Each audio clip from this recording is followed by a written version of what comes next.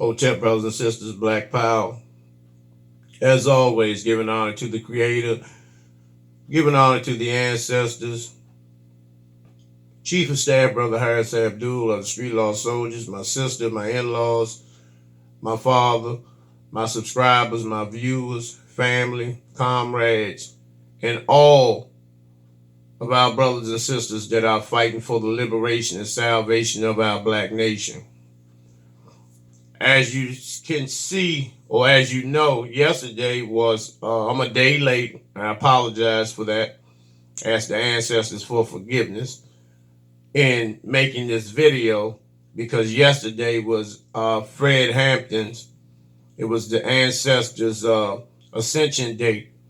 49 years since this ancestor was murdered by the Chicago white devil pigs, strictly from the orders of Edgar Hoover.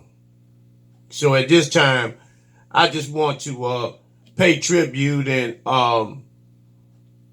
play some of the African drums so the ancestor can feel our presence, and that we send energy to him as well as receiving energy from him. So let's take a minute or so to do that, brothers and sisters.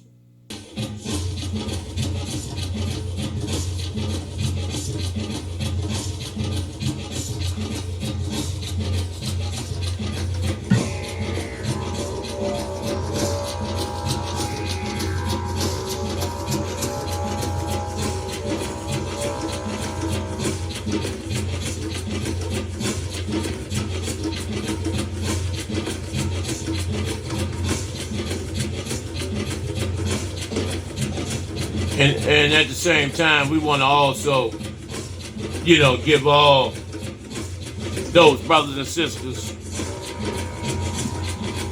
of the Panthers that, lost their lives, fighting for our liberation.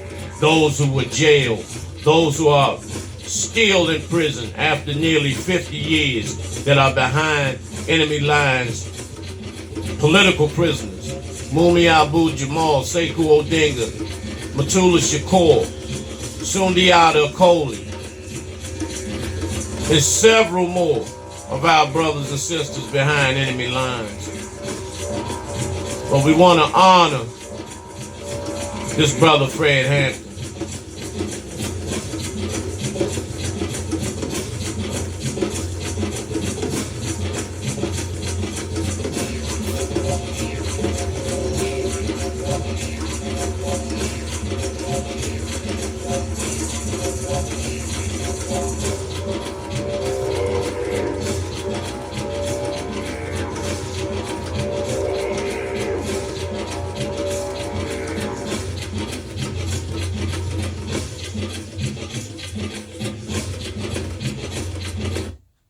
Shit. Now, brothers and sisters, Fred Hampton was brutally murdered, December 4th, 1969, by these sick motherfucking Chicago police, once again, with orders handed from Edgar Hoover to Henry Hand, who was the police commissioner, as well as the state's attorney, who refused to indict any of these goddamn police for the execution of Fred Hampton, as well as defense captain Mark Clark. And I've always done several videos on Fred Hampton, because see, a lot of our ancestors, brothers and sisters, I just will not allow their spirits and their energy to leave me, because it's the fire in them that keeps me going, because they put fire in me, and Fred Hampton was feeding 3,000 plus people a week in Chicago with the breakfast program and the clothing program. And that was some powerful shit. And this is the energy I get from Fred Hampton, and that's what makes us, the street law soldiers, go out and feed and clothe our brothers and sisters, and I would have loved to have been a part of Fred Hampton's army. However, the ancestors and the creator, along with Fred Hampton, gave me the power to create my own, on the clothing program. And another thing, these sisters were very, very structured. It wasn't all this hanging out. It wasn't all this bucking back on brothers and all of that shit. We know the black woman is stronger than the black man in so many other ways besides physical. And so, back then the black man allowed the black woman to, execute all of her qualities and attributes, into making things complete. That was the wheels that made the machine turn in terms of the Chicago chapter of the Black Panther Party. And much credit has to be given to Fred Hampton and the Black Panther Party in Chicago for their efforts. This is the ice age, the raw, naked, motherfucking, pedophile, faggot ass cracker that refused to indict any of the police involved in that early morning raid, which several Panthers were wounded. Mark Clark, defense captain, and Fred Hampton, chairman, were murdered. They were slaughtered. And the thing about it, here are these devils right here laughing, saying, yeah, Chairman Fred is dead. Chairman Fred is dead. Coming out of the house with this brother's body. He's soaked in his own blood, riddled with bullets, riddled from head to toe. And these devils are smiling. So I would please wish you niggas would keep your comments to yourself in terms of defending the motherfucking white man, saying that he's not the devil. This is Defense Captain Mark Clark, who a lot of people at times seem to forget about Mark Clark, but that was Fred Hampton's right-hand man. That was his right-hand man, Defense Captain Mark Clark. Sister Deborah Johnson and Fred Hampton Jr. there, in which they were in the house, and she was 8.5 months pregnant with Fred Jr. when they came in there storming, with a hail of gunfire. She managed to survive that massacre.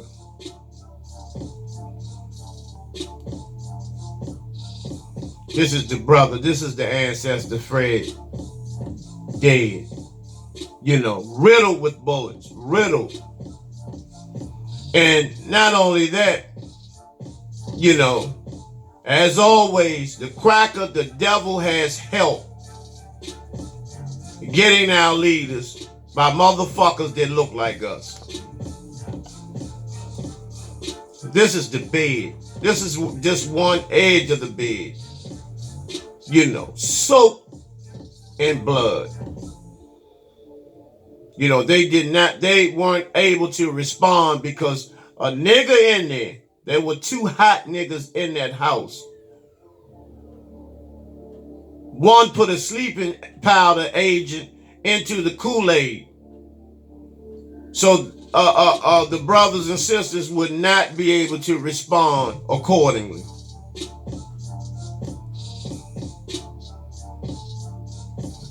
Excuse me.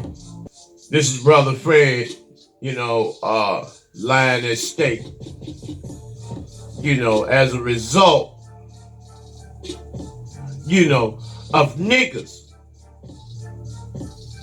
participating in the murder and the slaughter of one of our greatest leaders in Black history. And we're gonna get down to the bottom of that. Once again, that's the bed, the blood-soaked bed.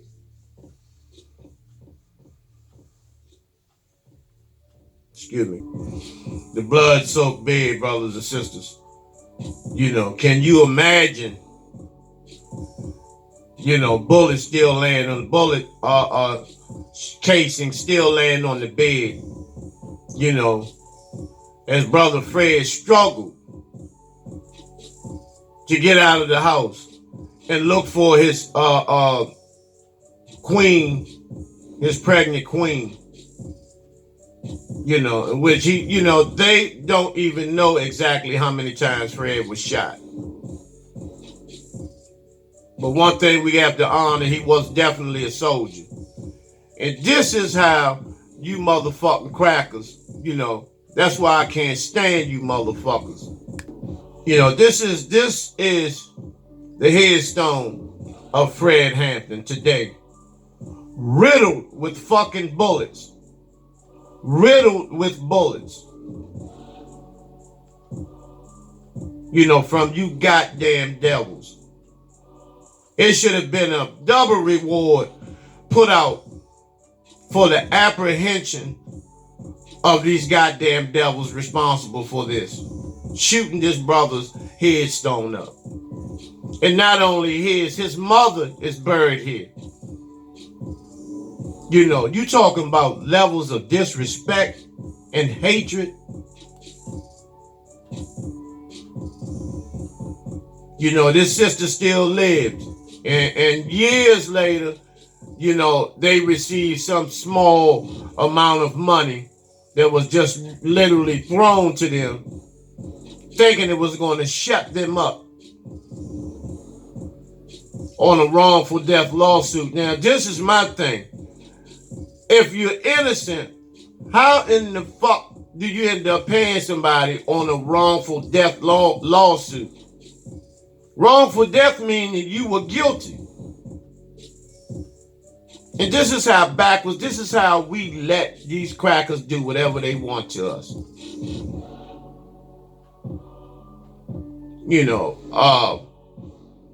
Fred Jr. as a child looking up at his father's picture, and as a young man who they wanted to, and they still are making efforts to exterminate Fred Jr. because he is a force to be reckoned with. Non-stop. Standing in his father's, walking in his father's huge footsteps. And he was set up and framed. Because what happened, he was trying to rid niggas that was on the corner of his mother's house selling crack. He warned them and warned them. The same thing that Monster Cody did. And so, he put shit into action. But he was wrongfully convicted. Because they didn't have enough evidence and convicted him of firebombing crack houses. And so they sent him to Statesville prison, one of the toughest motherfucking penitentiaries in the country, hoping that it would break him. But he came out even stronger. Came out even stronger, a warrior. And now he fights. He created his own movement. POCC, Prisoners of Community Conscience. And this nigga here, Bobby Rush, who was supposed to have been Fred Hampton's right-hand man as well. This nigga here, this motherfucking coon, buck dancing, jigaboo traitor, turncoat motherfucking house nigga,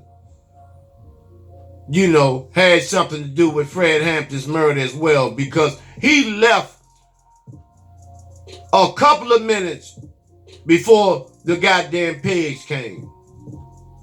So how in the fuck did you know they were coming, nigga? And as his reward for being a good nigga, participating in the setting up the murder of Fred Hampton. This bitch is a councilman now in Chicago. Now, how can you go from a goddamn militant Black Panther to an old fuck nigga, sissy ass Republican motherfucking councilman? And nothing has been done to him yet. You bitch. And see, it's time to put the razor to motherfuckers' throats. So we can get some serious goddamn answers. William O'Neill. This fuck ass nigga. He was Fred Hampton's top security man. This old homosexual ass nigga. You know, who caught a joyriding charge. And instead of him doing a little couple of months in juvie detention, this motherfucker became an FBI informant and went in and infiltrated the Black Panther Party. You know, now he goes around the country bragging about how he was a goddamn informant. You know, why do we allow motherfuckers, you know, like that to have the luxury of going to the store, you know, while Fred Hampton, Mark Clark, and hundreds of others are lying in graves on the count of these motherfuckers' participation? You know, but they can go to Walmart, they can go shopping and all this shit for their families and their grandchildren. They should no way in hell have a privilege like that of breathing. This dick sucking, big hemorrhoids hanging out the asshole ass faggot. You know, it was said that Clyde Tolson had to push with his fingers Jagger Hoover's hemorrhoids back in his ass on several occasions because he had so many dicks in his ass that his guts were hanging out his fucking ass. Raw meat hanging out his fucking ass. In a lot of the press conferences, it is said that he had on women's panties and a fucking Kotex holding that meat in his ass. You know, may he rest in piss and shit. Bunchy Carter, who was one of the founders, actually, of the Black Panther Party, who is said to have been the smartest and the toughest Panther ever. Bunchy Carter. Al Prentice, Bunchy Carter. He is said to have been the mastermind, the genius behind the mechanism of the movement of the Black Panther Party. But it said he was also the toughest one, physically. This is John Huggins, Bunchy Carter's right-hand man. Together, they went to various college campuses, you know, raising money by lecturing, teaching the young brothers and sisters who they were, you know, giving them theology lessons and talking about ancient Kemet and all the great warriors, the Aztecs and the Olmecs, you know, all the great warriors, you know, all the Fanti chiefs and the Akan and the Ashanti and the Zulu tribes, all of our ancient armies and revolutionaries that existed. And they were going to various college campuses. But John Huggins and Bunchy Carter was set up as well by informants. It is said that that nigga,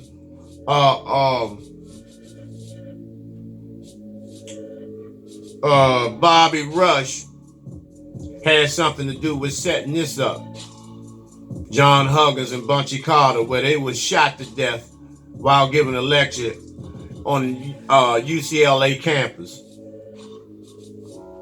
And William O'Neill, the other informant. Huey P. Newton, who was a warrior, revolutionary. You know, he had accumulated much power in Black America. However, you know, as in a lot of our great leaders, you know, sometimes substance abuse can bring us down and warp our thinking. And that is the case with Huey P. Newton. But you can never take away from him his genius and the tactician and the strategies that he had for Black liberation. In 1989, Huey P. Newton was shot in the head,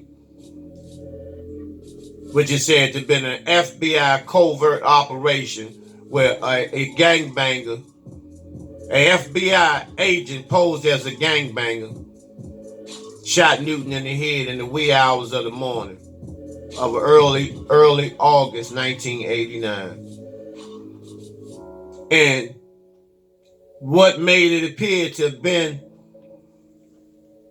the FBI's work, because after Huey was shot in the head, laying on the ground on the sidewalk,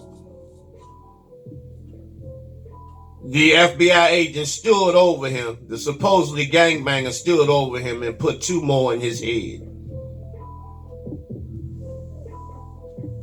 So, you tell me that's not COINTELPRO.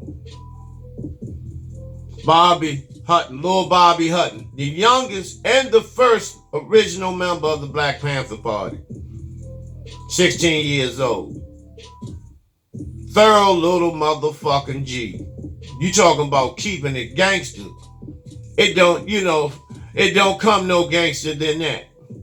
Lil Bobby Hutton was a mean, straight up warrior, revolutionary, militant motherfucking G. Murdered by the Oakland Pigs in a shootout with Eldridge Cleaver. And what happened, the police ordered them to come out after the shootout. Eldridge came out naked. Bobby Hutton came out with his hands up with no shirt on, and he was still executed at 16 years old. But they say he had the heart of a lion, which I find that to be true. Rest in power, Lil Bobby.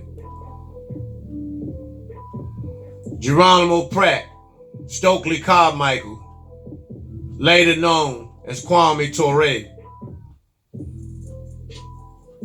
Stokely went over in Ghana and began to revolutionize Ghana, the Ghanaian government, to allow brothers and sisters from this colony to come over there and be given citizenship.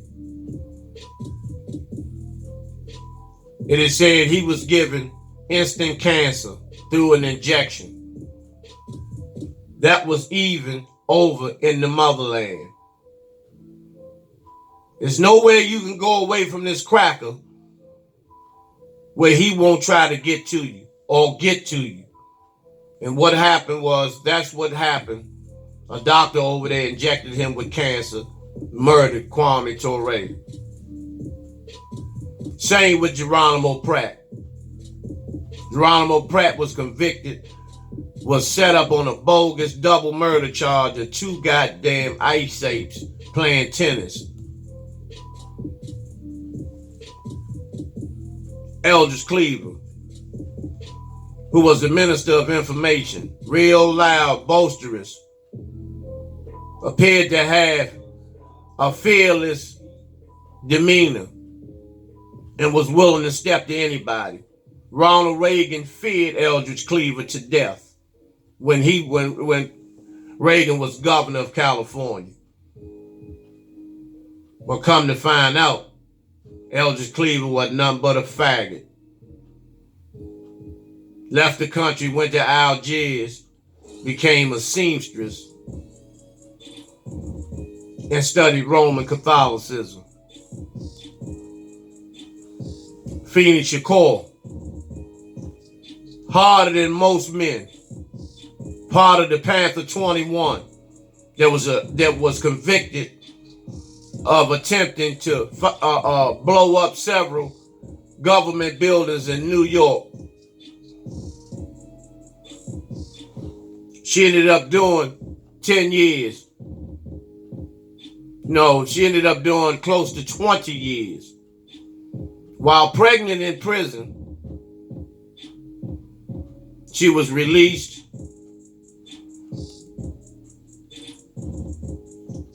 and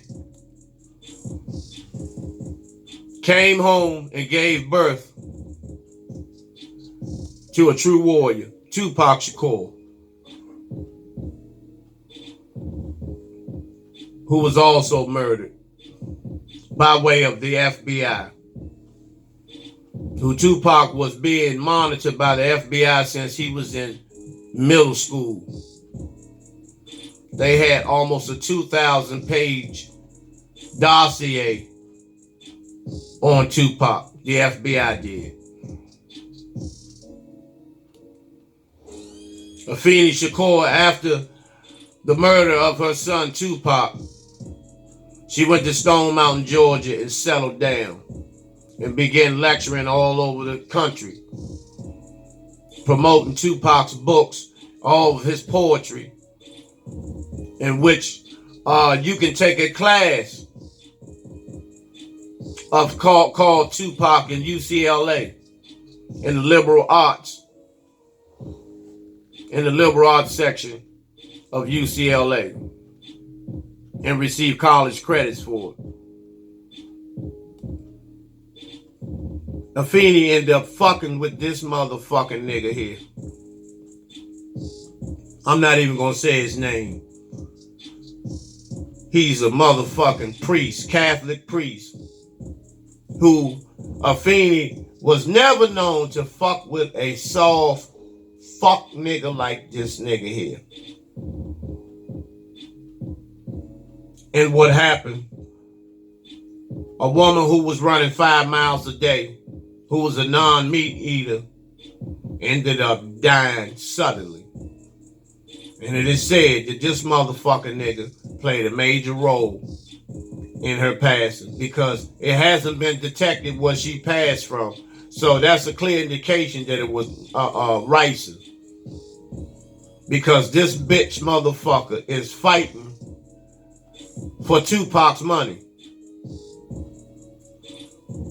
He was fighting with her before he murdered her, saying that he wanted half of what she was receiving as a result of her son's work, years of her son's work, all the shit that Afeni went through, years of prison, years of struggling with substance abuse, losing her only son, and you want to take half of what she had, and you haven't done nothing in life but probably sat on a white priest's lap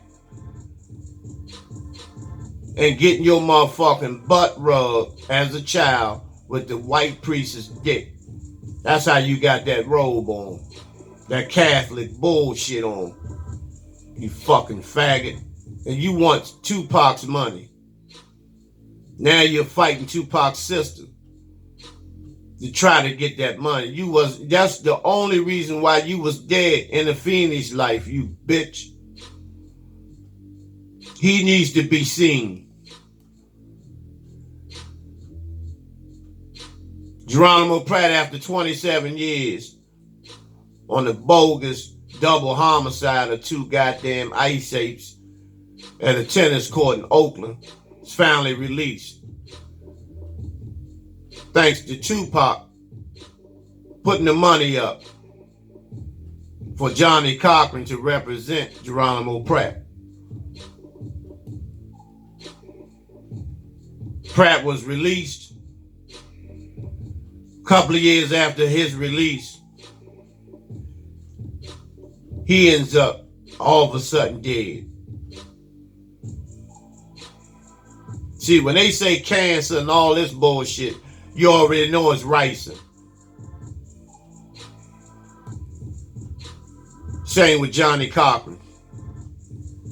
After the O.J. Simpson trial, he was marked for death. And the orders really went in when he went to the UN and he was going to charge the United States with kidnapping of our ancestors, placing them in 400 years of bondage. And they were to receive reparations. And he was very close of receiving those reparations. We were very close. But Johnny Cochran as well died suddenly. And I'm talking about these brothers and sisters were in perfect health. Cochran was murdered. See, this to show you how this goddamn devil operates. And then they make movies about us and depict us in the most fucked up way. And to play like they have never had a hand in the demise of our black leaders. Bobby Seale, co-founder of the original Black Panther Party. Very, very powerful militant in the 60s, but turned into a fucking coon. Turned into a fucking coon. Start fucking white women, eating motherfucking pork.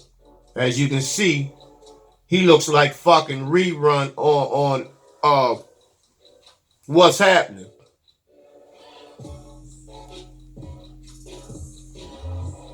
The Black Panther Party was revised. It was resuscitated in the 90s by a brother who was ousted by Louis Farrakhan in the Nation of Islam, his former national spokesman and representative, Dr. Khalid Abdul Muhammad, who became the chairman of the new Black Panther Party for self-defense, and took the new Black Panther Party, began to rise. Brothers began to wake up. Brothers began to clean themselves up, starting to stand up. But as you know, there are always